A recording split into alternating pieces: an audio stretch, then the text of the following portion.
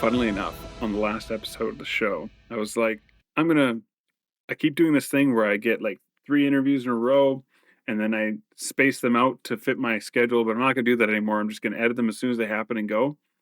And now it's been Okay. like a month since I've had an episode. It's like I jinxed myself and it's just like between You the new, podcasters. yeah, right. Um, I'm just like, oh, suddenly it's been like a month by the time I actually get this episode out, if not longer at this point. Hello and welcome to season 2, episode 9, which is crazy to think about in some respects, of the 10th Divine podcast. This is the show that connects fans and players of the Elder Scrolls community and games together. And I'm your host, Crown Esso, and here I am with Tatanko, sometimes with an X, our cafe curator. And how are you doing this week? I'm doing all right, Crown. How are you?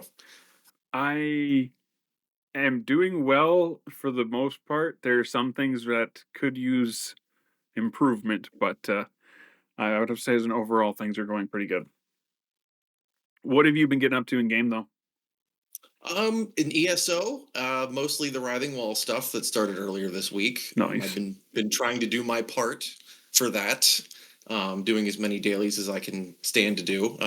I've been encouraging others not to burn themselves out, so I definitely need to follow my own advice That's there fair. and not burn myself out, right? Hmm. So mostly that, and looking forward to the Witches Festival we have coming up next week. I love the holiday events big time. Is that So already next week? yeah, it's gonna that'll overlap with the wall event. So Yeah, yep, we're gonna be interesting. busy. And then the 23rd is also Fallout Day. So Hmm. be a busy day. Oh, and it's the day Power Wash Simulator 2 comes out. I'm a big Power Wash guy, so that's gonna be a really busy day. It sounds like it. I've not touched the Power Wash Simulator. Uh, No, I say it's not for everybody, but you know, if it's your thing, you love it. If it's not your thing, it's like I don't get it. mm, You either get that's it or fair. you don't. It either clicks or it doesn't. I feel like that could be said about a lot of games. No, Probably. but Some people like bashing their head against the wall with Elden Ring. I prefer cleaning things in Power Wash Simulator. We all have different tastes, right? my my go-to single player game for like the last 2 years or more now at this point has been Frostpunk. Okay, I've heard of that. Yeah. Frostpunk 2 just came to console in September, and I'm like, I still haven't finished all the DLC for the first game, and I suck at it, so I probably won't try 2 just yet. I have spent a lot of time in survival games, so I get the draw there. Mm. And I also get the idea of wanting to finish something before you start something new. I definitely follow that philosophy as well. I've What gotten have to you the been up to in ESO though? I guess I should be asking you as well. What have you been up to in ESO? in ESO, so in preparation for the Writhing Wall, Mhm. I made a deal with my wife, and I was streaming Uh-oh. pretty much every night for the leading up to the event. And then Monday happened, and our lives were like, hey, all the things you've been putting off to, here you go. And so I haven't streamed or even touched ESO at all this week since the Writhing Wall event started. So that's kind of like frustrating. But I did get through a good chunk of Solstice over the time of this period of the month here. And so that's been really fun. I've really enjoyed the zone. I do see what Main some people are. questing, side questing, I've been doing the both. side questing. Yeah. Yeah, Side questing is always the best part, in my opinion. yeah. I was trying to focus on the main quest line, but then I was like, well, I'm right next to this quest marker. I might as well do that, as one does. And I do like the zone. I do see how some people are like commenting on NPCs not really seeming to think or feel like the NPCs felt endangered by the horrific event of the fact their island's been cut in half by a giant wall of writhing souls. It doesn't Um, seem to bother them near as much as it should, does it? no, there's like, yeah, ever since that happened, there's been necromancers stealing things out of our graveyard, and we Huh. haven't really done anything about it. It's just like, That's the worst that's happened to you? okay, I guess that's okay. I don't know. Yeah. So, Tatanko, how did you discover the Elder Scrolls and ESO? I found my way into the Elder Scrolls kind of late compared to some people. Oblivion was my first game, and so my freshman year of college, my roommate had an Xbox 360, and he had Oblivion for it. And there was a week where I was really, really sick, and so I pretty much spent the whole week not going to classes and just binge playing Oblivion. I Nice. sort of just sunk my whole all of my time into Oblivion for about a week and pretty much played the whole game in that week's time. So that got me hooked. And then of course Skyrim came out a few years later, and that was a big thing that even more people got into. So it was Mhm. easier to I think it was easier to be a fan of Elder Scrolls at that point because there were more people Yeah. playing the games and there were more games to play. So and then I kind of worked my way backwards and checked out some of the other games as well. Ooh, which of the classics have you played? I've played. I've only dabbled in them a little bit. I've actually spent more time watching Lotus of Doom play some of the classics. The best If you part haven't about watched Lotus, Lotus's I'm sure you name, have. What's that? the best part about Lotus's name is how doomed all those playthroughs are. Oh yes, absolutely. I have a clip of a ship flying over his head in Daggerfall Unity. A normal ship. We're not talking about a Dwemer airship. We're just talking about a normal ship flying over his head, and he's just like. So yeah, that's most of my experience with the early games is watching him Nice. flail.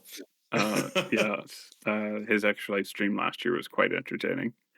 Just like 2.5 hours of him wandering around. Why can't I not be a werewolf?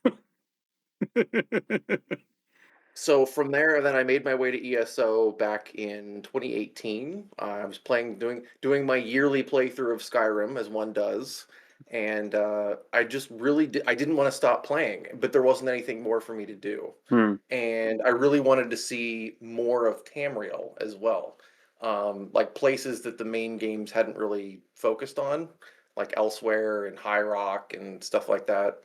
I wanted to see the rest of Tamriel, so that's kind of when I started getting into ESO, and that must have been a good time because, in my opinion, the next few years of ESO were some of the better expansions. Nice. Maybe I'm just biased, but Well, in general, I think the game has grown for the majority in a positive way over the 10 years, 11 years that's been going now. for sure, yeah. So, of the games, is Oblivion your favorite because, it was your first one, or has one of the other games taken its place? Probably still my favorite. I think the world itself is what appeals to me the most, like Cyrodiil in particular. I still find myself drawn to Cyrodiil even in ESO, and I Hmm. get super happy when we get new zones and stuff that are in Cyrodiil. So I definitely think Oblivion has a pretty lasting impression on me. Nice. Um, some people think it's a little too generic, and I can kind of understand that a little bit. Um, it feels a little less Elder Scrolls and maybe a little bit more general fantasy RPG, but Yeah, it's definitely um, more to that high fantasy, yeah. especially But after I love Morrowind. some of the stories that were told. Like the Dark Brotherhood questing in Oblivion is still some of my favorite questing in all of Elder Scrolls. So yeah, yeah, it's always going to be Oblivion. I don't know if I've touched the Dark Brotherhood in Oblivion. It's good stuff. I won't spoil it for you. I honestly can't remember. It's always interesting to hear how other people play the game because I'm so set in my ways and I do the same thing regardless of what game it is. Like Hmm. my first thing is always I need to go out and just discover every location on the map. Doesn't matter what game it is, doesn't matter if I need to have those locations discovered or anything, but yeah, that's always the first thing I do. Same with new zones in ESO. I have to go check out the map first and My wife does discover all the that. waypoints and yeah. So on that, Oh, yeah, I've played the Oblivion remake. I was definitely hyped when that came out. I was actually one of the people that was doubting that it would even be a thing. Right up until they announced it, pretty much. I was doubting that it was going to be a thing, and then it happened. It was like, all right, I'm happy to be wrong. Don't get. I'm happy to be wrong this time. I'll get what I want anyway. And I'm still looking forward to Sky Oblivion as well. I've been following the progress on that for many years, and I think that'll be fun to play when it eventually comes out. But Yeah, I played the remaster enough to get all the achievements for it. Nice. Um, I'm a bit of a collector, and that Mhm. includes achievements. So yeah, that was I went hard on the Oblivion remaster. Did everything, all the things. I have put some time into it. When I originally started trying to play it, the game glitched out on me in the tutorial with, like, the first rat. I tried to look at my menu at the same time, something popped up for part of the tutorial, and it just froze and wouldn't let me get out of either menu or anything. Oh wow. In Okay, so true you hadn't even made it out of the sewers yet, and you No, were I already hadn't even breaking gotten, like, the emperor was still alive, and I already had to quit and reload the game. But the second time I got through the sewers, and that's about where I ended it because I think I was falling asleep. But it is very pretty. it is, and it was nice to have it all like all the content was bundled in with it and stuff. There Mm, were some things in there that I had never done before, nice. which was kind of cool. Yeah, I appreciated that they announced it and immediately released it. That was awesome. We Yes. need more of that in the games industry, I Mm. think. I was trying to think. Danny ESO or ESO Danny does YouTube content. He had predicted based off of certain things he had seen posted on the internet. He's like, I think they're going to release it during their announcement.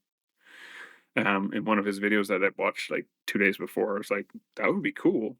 Outside of Elder Scrolls and power washing things on simulations, what are some of the other things that interest you and part of your repertoire of things? I was gonna say I've already mentioned that I love the Fallout series, probably almost as much as I like the Elder Scrolls stuff. Looking forward to the second season, the TV show coming out in December. Been playing a little bit of Fallout 76 for the first time, leading up to that. But I do have other hobbies as well. I don't just only do video games. I'm a big history nerd, so I spend a lot of time watching like World War II stuff and that kind of thing. I enjoy learning just in general. Hmm. So yeah, I spend a lot of time watching YouTube content on like like there's a channel called Townsend's that I watch. It's all about 18th century cooking. Hmm. Very kind of specific, but you end up learning a lot about like 18th century life in the process of talking about the food. So Yeah, that yeah, is interesting. That's cool. yeah. Um, So yeah, that's the kind of I'm really into like super specific stuff like that. that is neat. Like, who wakes up one day and decides they're gonna make a YouTube channel about 18th century cooking even, like, what? I think in this case, Townsend's it started out as it's a company that sells like almost like reenactment stuff. Like Oh, if you okay. were going to be like participating in a reenactment or something, they sell like period authentic Hmm, gear and stuff like that. I think it started out as a channel to advertise that stuff, and yeah, then the YouTube channel became a bigger business than the actual business yeah, because it was so popular. People liked it so much that I think the YouTube channel probably makes them more money than the store does these days.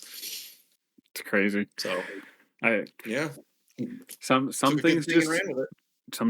happen, man, for the Yeah. right place, right time.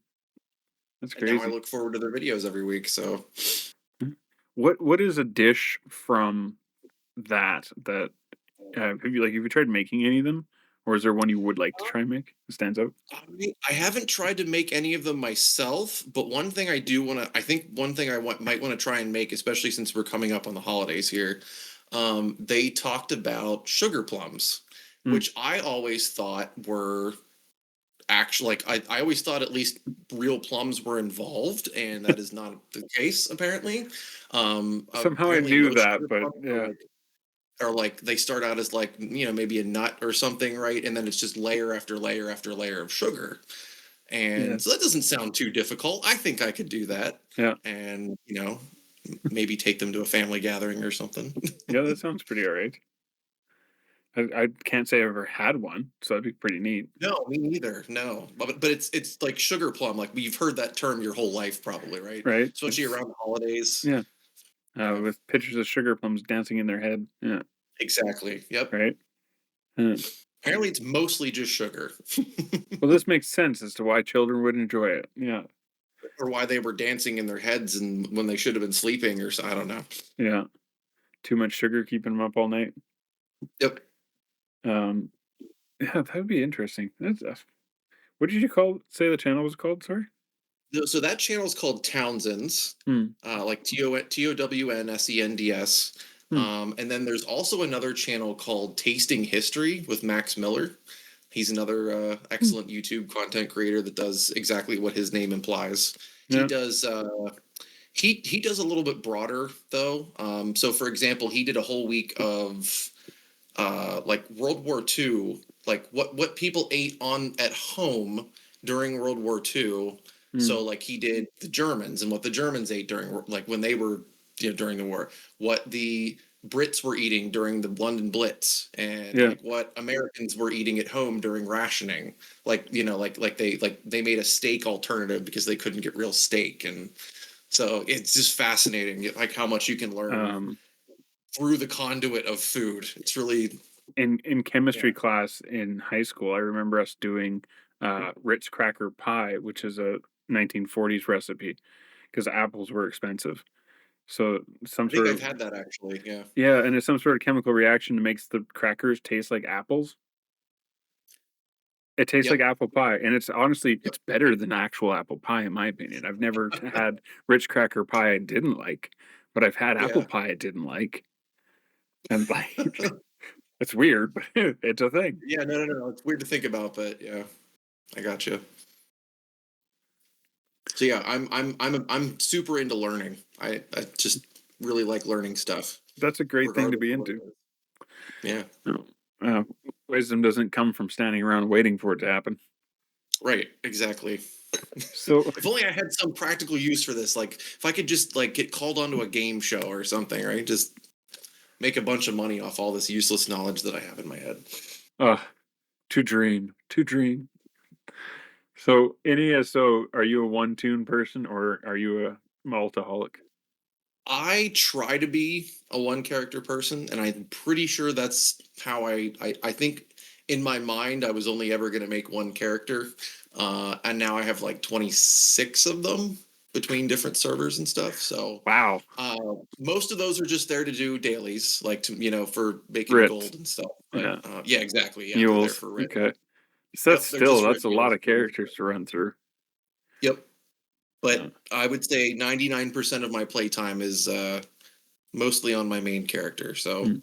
and he has a whole backstory that I built a wiki page for. The UESP wiki, Nice. you can do whatever you want with your profile page on that site. Hmm. And it has all the same behavior as a normal wiki page does. Like you can use syntax, put links to other wiki pages and stuff. Hmm. So his character profile has all these links to different things on the wiki, like things that I talk about, places that he's been, that kind of thing, so that if anybody wants to read it, then they can go down a rabbit hole on the Huh. wiki.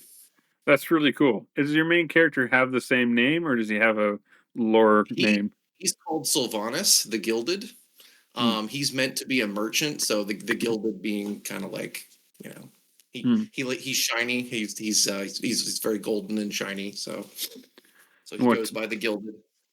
what's his race? He's an Imperial. Ah, Yep, nice. he's in. Yeah, I like I mentioned, I'm huge Oblivion fan and Yeah, all about the Cyrodiil and the Imperial stuff. So yeah, nice. I'm a little biased. That's okay. It's okay to be biased. Out of all the content we've received in these last 11 years, what would you say is your favorite chapter or release that we've had? I feel like I'm biased in saying this, but probably like the year 2018, like the year of Somerset and Murkmire. I Mm, think if I had to pick just one, probably Murkmire. Maybe it's just me harkening back to the good times of when I was just getting started. But yeah, I think that content was really well done. Somerset, especially, I think, is a really well done zone and a really good story that I think has been hard to top ever since. A lot of people say that Rothgar has the best writing, and it's definitely up there for me. But I think since Somerset, it's been a hard bar to clear.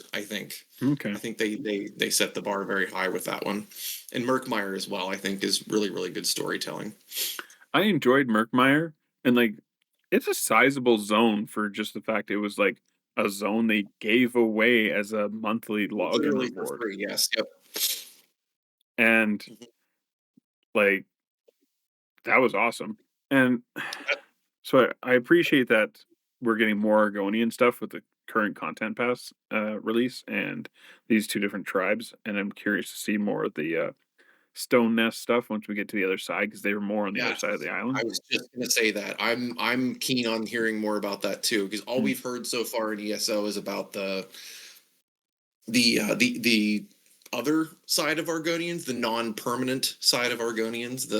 What's yeah, the point in building if it's just gonna sink into the swamp yeah. mentality? So yeah, I'm interested to hear more about their stone nest side because I bet you it connects more to their history as Mm, well. We see all these Zanmirs, but we never see who built them or why or what happened to yeah. them. So I believe during preview stream, they had mentioned that at least one of the societies, because at the time I don't think they had mentioned there was two of them, but they mentioned that the Argonians were pre-Duskfall. So mm-hmm, the thing that caused everybody else to be like, let it sink in the swamp, hmm never happened for these guys because they were already on Solstice, which is interesting. And then yeah, even with the Tideborn, the fact that I don't know if the stone nests have a hist, but the Tideborn don't have a hist, and they rely on the right. tides for their nesting pools, which is really cool. And I really enjoyed doing that portion of the Yeah. questing. There's some definitely some neat lore there. Yeah, Hmm. I think that anybody who's dissatisfied with the storytelling in Solstice hasn't done the side questing. Mm.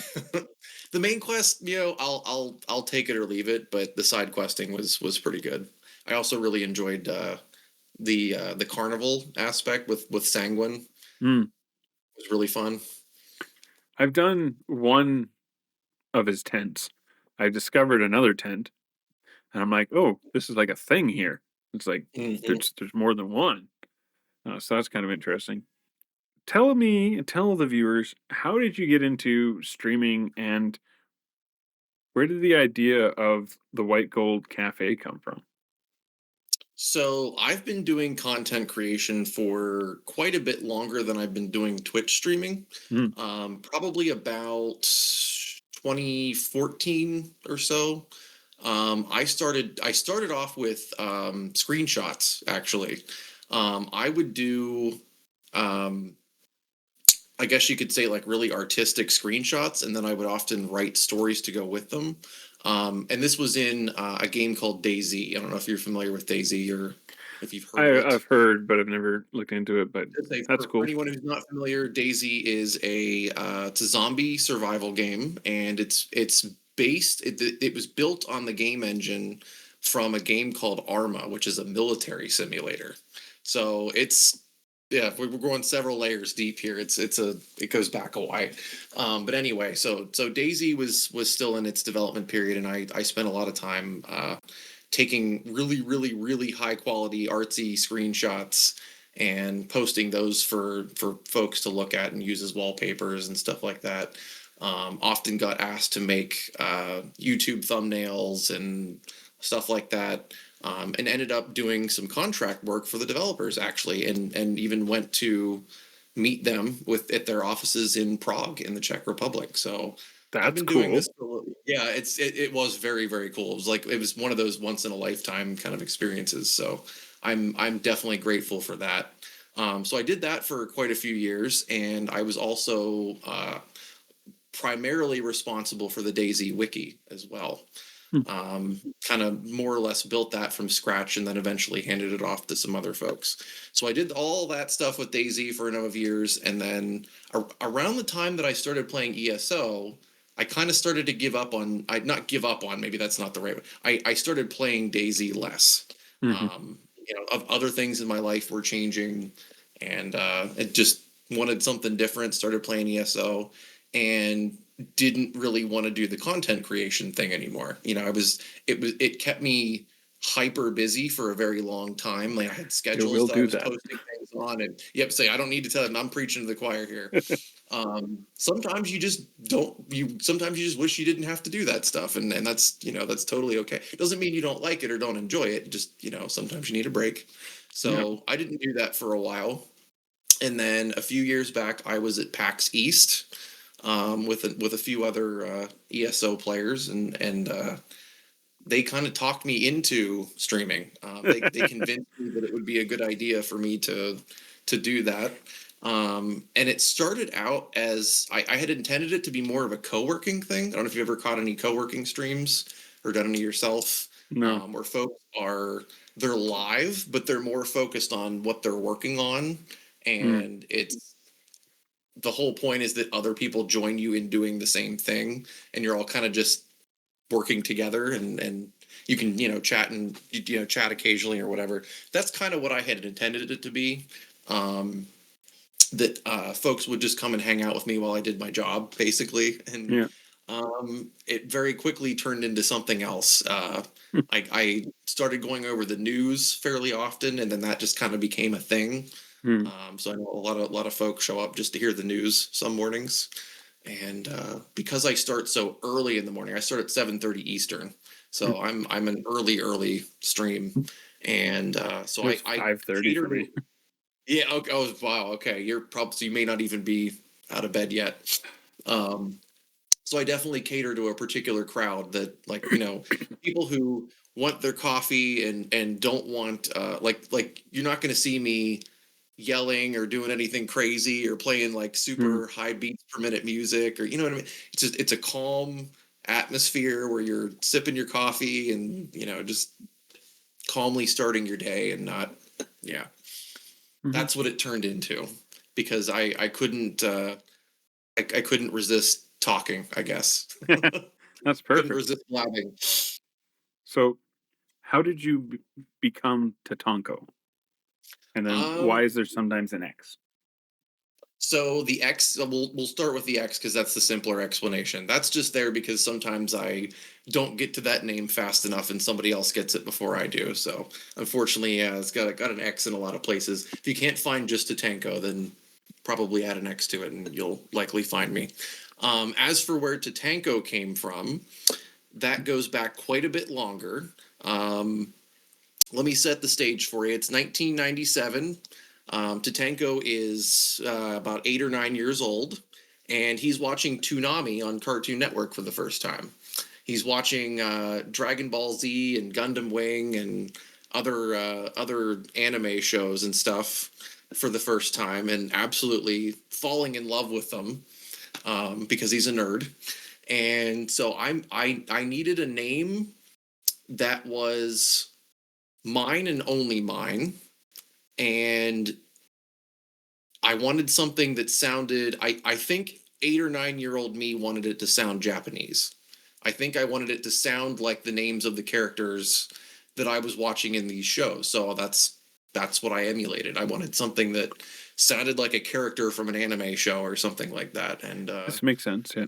I've stuck with it ever since. It's been many years, and I've stuck with it ever since. Yeah, probably 1997, 1998. I've That's been using that impressive. name. So, yeah. It's like my name has evolved over the years.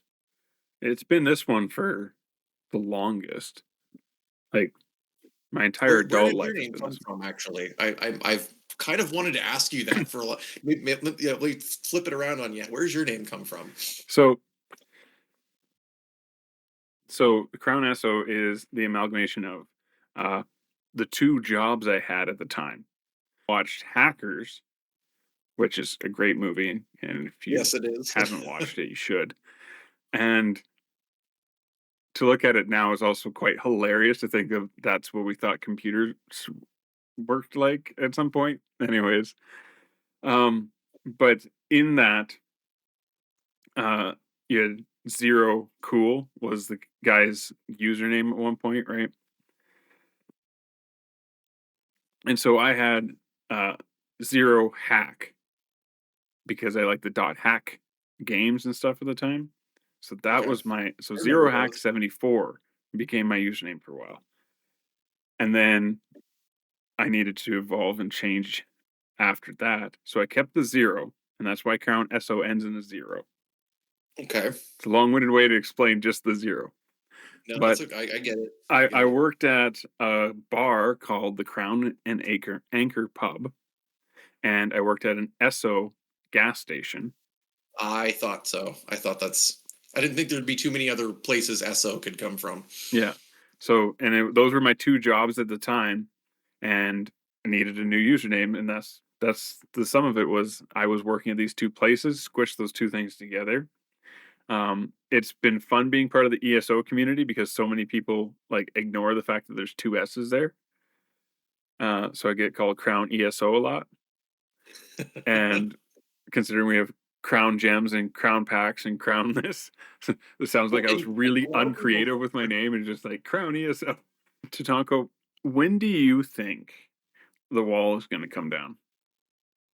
Uh, I've been doing the math, and they've changed the numbers. Like, I don't know if you noticed they changed the numbers yes, I a saw little bit. the Remap. Foxes posted something. Gina posted they Yeah. reduced the difficulty because people were crying. Yeah, well, and I was a little worried there. I did the math this morning, and it was going to take us like 35 days to complete phase one or something, Hmm, which I think was maybe a little longer than they had intended. yeah. So perhaps it's for the best that they made some adjustments. But back to your original question, who do I think is going to be first? I'm My looking at question is the. just how long do you think it's going to take? Not Oh, who do how you think long is do going I? to do it? Um, are we talking all three phases? Just to get through phase one. I didn't even realize there was phases until I was listening to the Snug Pod this morning. So phase one, I'm gonna say 3 weeks. I bet Hmm, 3 weeks from the time it started. So we're already on like day four. yeah. Funnily enough, Xbox EU was in the lead before we started this recording at Yep. 28%. And I laughed at that. I know Xbox on NA is pretty sleepy. I don't know where their percentage is at, but I know that uh, whoever stream I was watching earlier, they mentioned how Xbox EU was in the lead at 28%. And I was like, okay. I believe Finn was the one that predicted PlayStation EU would be the first, Hmm, and they're in second place right now. So hmm, he he can still be correct about that. hmm, I don't know. I didn't think PCNA being my home server. hmm. I didn't think we were gonna be first, but right now we're last, which Really? doesn't feel good. But um, Well, I'm shocked. I'm genuinely shocked because um, Xbox, for me at least, in my experience, feels so sleepy and so quiet on NA that it's great to hear that it's not at the is that your bottom. primary platform, Yes. Xbox? Okay. Mhm. Yeah. It's Okay. Yep. PCNA is at 23%, and actually Xbox North America is at 24. So skin of her teeth. yeah, PCNA is firmly in last place. Mhm. I did not see us being in last, but Mm. I will Who do accept you the think when report. it's all said and done? Who do you think will be last? Mm, you know, I almost think PCNA deserves to be last because we talk the biggest game. Like we talk so much crap, and I think maybe we need to be knocked down a peg. So that, that's I fair. think I'd be PCNA is okay going to with be it. last. Uh, I I wouldn't be shocked if Xbox NA is the bottom. Like I said, for my experience, it's very quiet. I do wonder how they're calibrated, because surely they're calibrated on population, right? Like they're not. There's no way they're even that way. Yeah, I wouldn't think.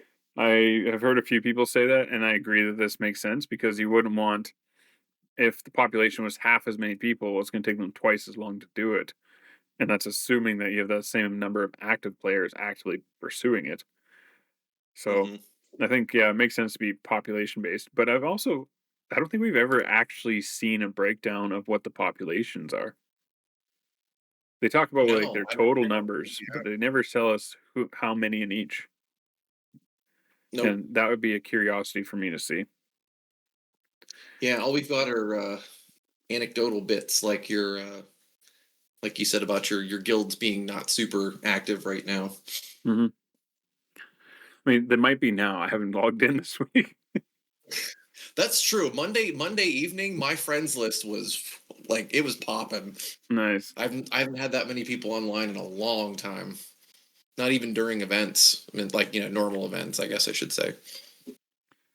Of the wall event and the things that you've done, what's your impressions of phase one? Like, do you think it's been good, or think there's So growth? I definitely feel like they maybe overhyped it a little bit, but I am still having fun with it. Hmm. So I'm kind of approaching it like I would any other zone event. Yeah. So like we've had ones in the past where it's focused on like whatever the newest chapter is or whatever. Yeah. I'm kind of treating it just like any other zone event. And when you measure it by that yardstick, it's I feel like it's a lot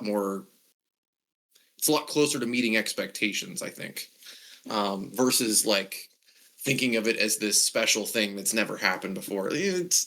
I'm having fun with it, but it does feel like it's more like an older zone event, and that's okay. I have fun with those. Mhm. I do what I want to do, and then I stop, and then I come back the next day, and I think yeah, in listening to the folks over the Snug Pod read the article that was released about it, it sounds like phase two is really where the fun's going to happen, because it sounds like okay, there's going to be more involved. Already the fact that they've updated certain dungeons to have new worm cult bosses and stuff coming. yes. So Have like you done any of that's that? I touched nothing since the wall started.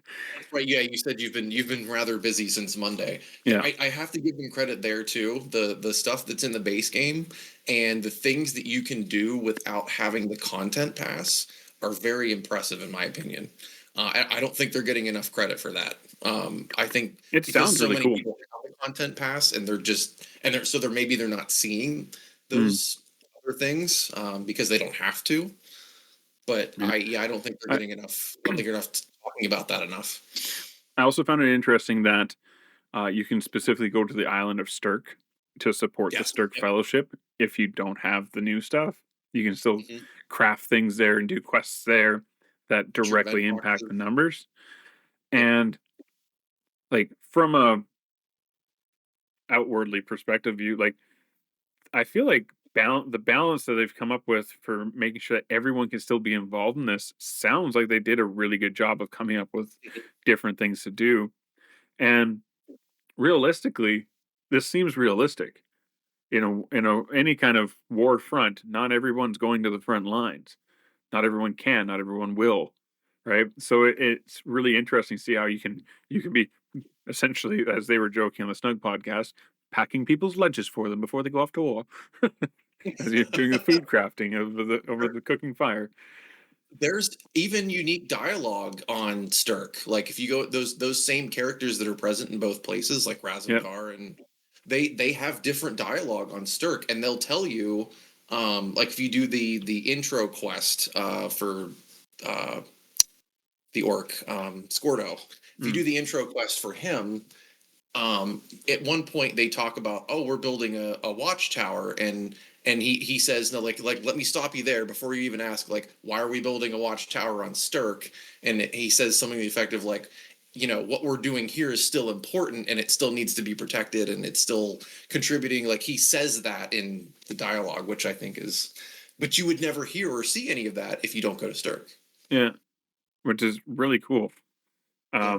So I feel like even though I haven't participated, I think that it may not be as intense as some people wanted, or like other little things. I know someone else had commented like they were kind of uh felt lackluster in the quests at the wall locations, but I think it might just be a matter of getting through phase one, because like we know from experience, everything that they do is usually to teach us about what they're going to hit us with next. Whether Yeah, that's in that's dungeons or with trials, there's always, hey, here's this little tidbit. Now take this and do way different things with it, but you have the basic understanding. Yay. So I think that same mentality may be part of these phases and the stringing of the story over time. So I'm looking, even if I go and do this and I agree with everybody else, yeah, this is a little like whatever. I'm using this optimism to make myself look forward to what else is coming. no, and I think I think there's been this like spiral of negativity lately too, where it feeds into itself. And I think the only way to break out of that is to find things to be happy about or things to be excited about. I agree. Quit focusing on the negative so much and appreciate what you're actually enjoying. Um, Yeah. I'm not saying, everybody's being a grumpy pants, but everybody's kind of being a grumpy pants lately. I'm just myself included. I'm totally guilty of that. I've been When I saw the post about them moving the goalpost, I was like, I had this little daydream moment in my head. So I was driving the work truck around the site, and I'm like, man, I'm so glad that for the last 10 years, everybody's, I want tougher overland content. I want things to be harder. I want something I got to work for. I don't want it to be done in less than in 3 days. Da, da, da, da, da. Oh man, this could take me longer than one sitting. I want to cry about it. Wah. Yep, It's, yep. they And I told mean, you it was going to take a long time. and there were people that had the Golden Pursuit done like an hour after the event started. It's like, can you just slow down and smell the flowers a little bit? Maybe Yeah, just like, like yeah. Not everything has to be a grind, and not everything has to be done. Yeah. the only reason I grind anything besides my salt and a pestle, I is because I have ADHD and go, "Oh, crap, the deadline's coming." That's the only time I grind anything. I really want that thing at the end. Oh man. like, like that the anniversary house they gave away from the Golden Pursuits. I got Yep. it, but I wanted my daughter to have it because she's been getting into housing. So with her, we were down to 8 hours left in the Golden Pursuit Oh, at like 11 o'clock at night. I'm like, you're not going to bed. We're getting you this house because I wasn't gonna get her up extra early in the morning and hope we got it in a couple hours, right? say you never know what's going to happen with maintenance or something like that too. Yeah. So So, everybody, welcome to the mid break. As you should know at this point, the show is part of the Robots Radio Rocket Club, and you can find our show along with a lot of other great shows like the 40K Lorecast or um, not just the Mass Effect Lorecast, but also Mass Effect Blue Shift, which is a smaller podcast also about Mass Effect. And I encourage you to go check them out if you're into Mass Effect stuff. I should also go check them out because I haven't yet. And you can find the plethora of those things by going to robotsradio.net. And of course, you can also check out a host of MMO focused podcasts with our friends over at bonusroll.gg, including ones like Realm Maintenance, A Podcast Reborn, Girls Gone WoW. And that's where you also would find the former host of this show, Raven. She still does the Girls Gone WoW podcast. As for extra life stuff, got an older shirt on today. But Extra Life stuff has been going very well. Since we last recorded, I had mentioned the recruiting challenge that was going on, and by the skin of my teeth, and with the thankfully, the help of two former supporters of my own efforts over the years, former coworkers of mine joined the team this year and are also helping to raise funds through Extra Life, and that helped us bring the team number up to 13 people. Our old founding father, that Grizz dude, has joined the team again this year. And right now we went from a total of like $300 having been raised with all these registrants and their starting totals and stuff. We're now sitting at $2,082.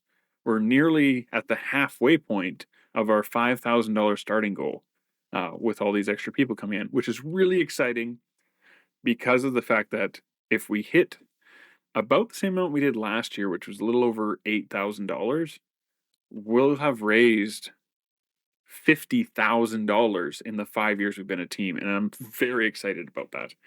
And I implore Lotus to brag about that more on his podcasts. I do. Side note for my own stuff, I have registered for the first time to participate in my local guilds event for Extra Life, and the Edmonton Guild hosts their event at the West Edmonton Mall Ice Palace location. Which at one point the West Edmonton Mall was like one of the world's largest mall back in like the 80s. And their indoor arena gets converted into our play space, with all of us being able to stream and play video games and do board games and stuff. This will be my first time attending the event in the 7 years I've been doing Extra Life, but I'm really excited to be doing that. It falls on the time change for our area, so it ends up being a 25-hour streaming event, and I'm super excited about that. I'm also probably going to be super exhausted after it. Show notes will have links if you guys want to check out the roster, see who's all involved with the team this year, or if you guys want to donate to myself or anybody else on the team. Every dollar helps heal kids in local hospitals of 170 different locations across North America. All right, and back to the show. So, Tatanko, are you ready for the For Funsies questions? Sure, let's do it. Okay. I don't even know which questions are on this list because I never got around to looking at them. I think these are the default questions, which is fine. I might throw in another one your way, but what faction do you call home in ESO? Okay, so this is kind of a two-part answer. Technically, I'm in the Aldmiri Dominion. At least that's the faction that my main character technically belongs to. Technically. However, I'm going to be a contrarian and say that I don't belong to any of them, because if I had my choice, I would belong to the Cyrodiilic Empire rather than any of the three. You know, I would be on the side of the Imperials in their homeland. Yeah. So on that note, when we had Western and Eastern Skyrim come in the Greymore chapter, I actually thought we were going to get a pacifist or a non-aligned character option. Yeah. When they talk about how the Western Skyrim has completely cut themselves away from the Three Banners War and how it's its own monarchy and yada yada yada, I was like, oh cool, we're gonna have the option of not picking an alliance. That would be great. Well, I was gonna say that's about the time that we got the alliance change tokens. So my character started out as a Daggerfall Covenant character, and I switched a blueberry. Yeah. I have all three flags as well. I'm looking at them behind my monitor. I don't have them behind me like you do, but I have them on a wall here in my office as well. Yeah, there's not a lot of room here, so this made the most sense for behind me besides white. See, and I wish I had a fourth one, an Imperial flag to go with it. That sort of like maroon color with the gold. Ooh, that is a nice color. And I don't. Do you remember the wallpaper that they released maybe 6 months ago? It was meant for the anniversary, the 10th anniversary, but it was late. It was super detailed. It was a tavern scene that had like probably 100 different ESO characters. Yeah, that was the painting that they had done, the digital painting. Yeah. A super detailed painting. Yeah. There was an Imperial banner in the background, like it had the three like you have, and then there was a fourth one. Like, can we just come on, Bethesda Gear Store? Come on. Yeah, we've had some Daedric Prince ones. Why aren't we getting all the cool things? Yeah, exactly. Well, I could go on a rant about the Gear Store for probably an hour, but and why we don't get all the cool things that we should. Being Canadian, can I just speak to the international shipping charges? I am physically attached to the United States. There's nothing international about that. There are border crossings that we have where there is a payphone. There are border crossings where it is a dirt road and nobody knows about except for the people that live there. Yep. How is that international shipping? Yep. Yeah, I'd say even non-international shipping is way more than it should be, in my opinion. But I would know. I just bought another coffee mug from the Gear Store for ESO. I have 2 of those now, in case my first one ever breaks. So that's sorry, it's a long-winded way of answering your question about factions, but yeah, no, that's I'm great. an Imperial guy. I honestly I agree, and I think we should get an imperial thing or an option for Mm. non-combatant choices because why should I have to pick like especially like with the changes we're seeing in battlegrounds? Maybe that's coming down the pipeline with our changes or major minor changes. Maybe we're going to eventually be able to because we're actually progressing in the timeline now. So if you could pick a race or creature from Nern and bring it into reality, what creature would it be or race? Oh, see, that's you got to be careful about that because the uncanny Yep. valley is a thing, and I think some things that look cool in video games would be absolutely terrifying in real life. Um, but speaking of the Oblivion remaster, since we were talking about that earlier, the graphics in that I think did a good job of showing more closely like what an Argonian might look like in real life. I Yes. thought it was a lot closer to a real looking, and I'm not sure I would ever want to meet an Argonian in real life. That might be a little weird. Could you imagine a dark alley somewhere, even if he's a friendly folk, just popping out of nowhere, Right? just Yeah. going, "Hey, yeah." Well, I didn't even think about how it would sound, but yeah. Or a Khajiit. Like, I don't know. I just don't know how I would react to that. This one Even as says good normal. moons to you. Holy crap! Yeah, like they seem so 9 foot normal tall in cat. this context, but so yeah, if I could bring probably the Bantam Guar because I think I feel they'd like be it's a cute safe even in choice. real life. Yeah, I think they'd be cute even in real life. My question is, will they taste like chicken? They do give you chicken when you kill them. We were So so I don't know how this came up, but there's a honey badger pet in ESO, and I was reading the description for it earlier, and it mentions that they eat bantam guars. They hunt chickens and something else, and then it said if they can't find those, then they go after bantam guars. hmm, So even the honey badger thinks that the bantam guar tastes like chicken. So that's there's hilarious. your answer, I guess. hmm So if we were to flip that, if you could take a creature from Earth and bring it to Nern, Mm. what would it be? Mm. Soda. Ooh, Like soda pop. yeah, Yeah, I yeah, think. yeah. I'm not like a huge soda person, but that is definitely something we don't have. Good to have some sparkly Yeah. bubbly. Right. And then soda's got lots of variety. We got orange and cola and root beer and Purple water Sprite sugar. and yeah, exactly. All the different flavors and colors of carbonated water. Yeah. Is there a moment in your gaming history where you wish you could relive it for the first time?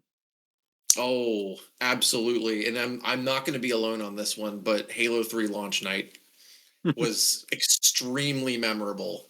I had been playing Halo since the beginning, and Halo 3 came out same year I started playing Oblivion. Actually, my freshman year of college is when that came out, and so I got in a car with all the people who lived around me in my dorm, and we all went to GameStop at midnight and picked up our copies of Halo 3 and went home and immediately started playing multiplayer together. And Nice. yeah, that was yeah. I would relive that one for sure.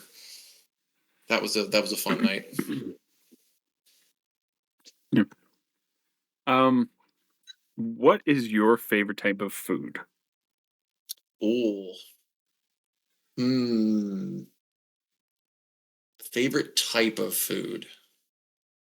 So are we talking like Italian or Chinese, or are we talking like more specific than that? You can get more specific.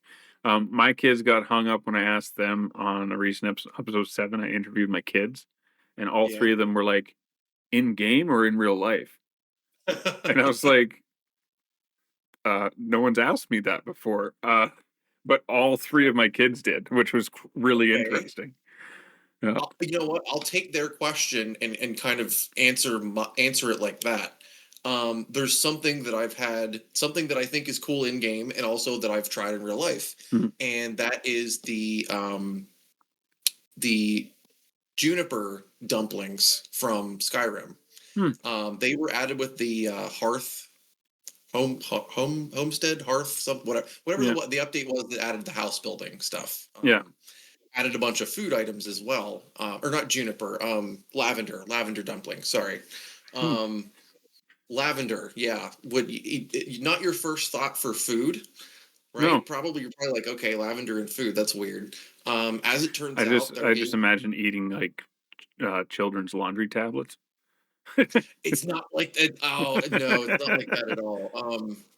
So there is food grade lavender, and I have made these dumplings usually around the holidays because it's just that kind of a food. Yeah. I think it's like cranberries and sugar and like just the tiniest bit of lavender because it's an extremely potent flavor and smell. Yeah. But it's so good. It's very unexpectedly good. It was Mm. something that I always thought was real. I was always like, oh, that seems like a really cool thing. I should try that sometime. And then we did that. We made a bunch of stuff from Skyrim, and then a couple of years later, the official cookbook came out, and we of course had to try some stuff from that too. The Red I Guard love the rice. cookbook. Yeah, the cookbook's excellent. Red Guard rice is probably one of my favorite things from the official cookbook. I haven't tried that. We did the moon sugar carrots, and we did Okay. sweet rolls, and we tried to make the holiday nog, their version of eggnog. Um, but basically we made uh egg beverage, and it was quite thick because the eggs cooked instead of like becoming mint into it because it's a prepared over stovetop version. I've made eggnog in the past, but it was a cold mix. So you don't risk the egg cooking. You're supposed to do like a double boiler thing. I didn't have one, so trying to like makeshift one. After we sifted out all the egg, it actually wasn't too bad. Oh, it was it I'd was say I've never pretty made thick. eggnog, but I can't imagine that it's super easy. So yeah. Mm. So, what is your favorite in-game location? Hmm. Favorite in-game, I mentioned Balfiera earlier, and I can't go there anymore, so I guess I can't use that as my answer. But I actually really enjoyed going there sometimes. I Yeah. would meet other like brand new like people who were literally playing the game for the very first time. You'd bump into people like that there, and it was just so like peaceful. Like it Mm. was a place I could see myself going and just like in real life and just like reading a book Yeah. or something. Final question. What is your favorite retro gaming console? Oh, um, probably the Nintendo 64. In my Solid opinion, choice. that's like I don't know if I would call it like peak gaming, but it's definitely got to be like in my top three. I mean, I started playing back in the like my parents had like an Atari. Nice. When I was like 4 or 5 years old, they still had an Atari from a few years earlier. And so I've been playing since then. I've had every console, played every console, and yeah, Nintendo 64 had I think some of the best gaming experiences because it Mm. was such a pivotal moment in gaming. Mm. That change from mostly 2D to 3D and Yeah. all the things that came along with that. Better sound design, better yeah. Yeah. Yeah. Definitely an Really iconic set for sure. So, Tatanko, thank you so much for joining us today. Where Thanks for having me. can our listeners find you? How can they get a hold of you on the interwebs? I am primarily on Twitch, so you will find me over on Twitch at Twitch TV/Tatanko X. Don't forget that X there on the end. Um, yeah. So from there you can find me on Discord and stuff. I've got all my links over there. Mhm. I Nice. don't do the YouTube thing, but yeah, find me over on Twitch. Come hang out. Awesome. So, thank you, everyone, for tuning into the show. If you've enjoyed it, please let other people know that rating and reviewing the show and sharing the show and the different things that we do with it. That's what will help people find us. And we appreciate anybody who does. And if you do leave us a review somewhere, and I haven't bragged about it yet, send me a message. Maybe I just haven't found it. As because I've noted that certain applications will only show you things in your region, and you have to like go looking for things in other regions and stuff. And I'm in Canada, so if you're not in Canada, I might not see your comments unless you tell me to go looking for them. You can also give us a review over the Bonus Roll podcast directory over at bonusroll.gg/directory. And if you want to get in touch with the show, you can find us on Blue Sky, Instagram, Threads, YouTube, or with email, all at 10th Divine Podcast and gmail.com for the email. You can also find me, Crown Esso, in all of those places. And as I mentioned, I've actually been doing stuff on Twitch, so come on by, say hello. I'd appreciate it. If you'd like to support the show and other creative projects that I have on the go, which aren't anything else but the show right now, you can go over to ko-fi.com/the Pierce Family, PEARCE. And we'll be back in a fortnight with another lovely chat about Elder Scrolls. Hopefully. Talk soon.